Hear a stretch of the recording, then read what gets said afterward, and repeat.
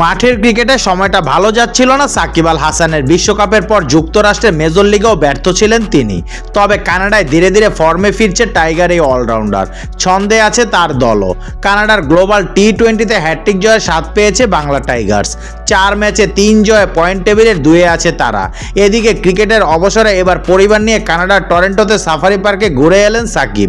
নিজের ইনস্টাগ্রাম অ্যাকাউন্টে সাকিবের স্ত্রী উম্মে আহমেদ শিশির নিজেদের ঘুরে বেড়ানোর ছবি শেয়ার করে লিখেছেন ফ্যামিলি টাইম, যেখানে দেখা যাচ্ছে পরিবারের সঙ্গে বেশ ফুরফুরে মেজাজেই আছেন সাকিব।